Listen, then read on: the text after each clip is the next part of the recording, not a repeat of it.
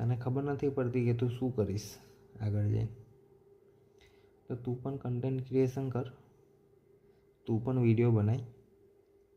કંઈ જ કરવાનું નથી, કેમેરો સ્ટાર્ટ કર અને એની સામે આવી અને તું તારો ઇન્ટ્રો આપ. તું કંઈ પણ વાત કર, તું નોર્મલી તારા ફ્રેન્ડ્સ જોડે બેઠો હોય તો તું વાત કરતો હોય ને એવી રીતે વાત કર. તું તારો ફ્રેન્ડ બનાય, ફોનને તારો ફ્રેન્ડ બનાય અને એવી રીતે તું એકવાર સ્ટાર્ટ કર. જેમ જેમ તું તારો કોન્ફિડન્સ લેવલ વધારીશ ને કેમેરાની સામે, એમ તું આગળ આવીશ.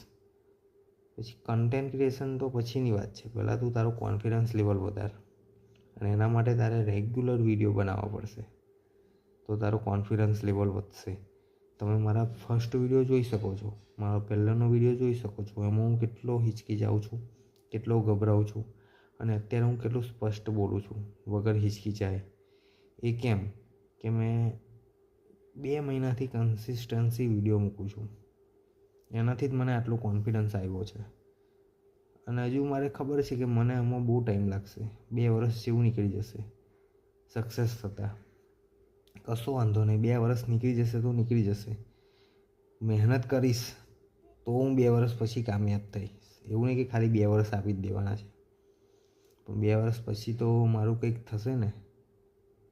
2 વર્ષ પછી તો હું કંઈક સક્સેસ થઈશ ને, એટલું તો હું કોન્ફિડન્સ રાખું ને મારી પર, કેમ કે હું એની પાછળ લાગેલો છું.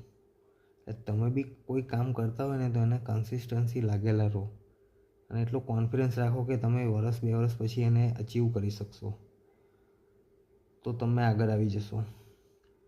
અને પહેલું એક જ વસ્તુ વિચારવાનું કે ટાઈમ આપશો ને તો ટાઈમ મળશે.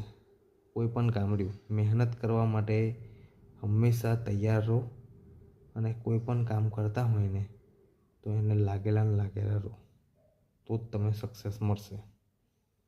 બાકી બેસી રહેવાથી કશું જ મળવાનું નથી. કંઈ જ નહીં એટલે કંઈ જ નહીં. તમને એવું લાગતું હશે કે આ લોકો કેવું કમાય છે, અરે એ લોકોએ બહુ મહેનત કરી પાછળ એમના ટાઈમમાં, ત્યારે અત્યારે આ પોઝિશન પર બેઠા છે. આપણો ટાઈમ છે અત્યારે મહેનત કરવાનો, આપણે એવું વિચારવાનો ટાઈમ નથી. અત્યારે આપણે મહેનત કરો, આગળ આપણો બી ટાઈમ આવશે જ. મહેનત કરીશું તો ટાઈમ આવશે. બાકી ઠન ઠન ગોપાલ.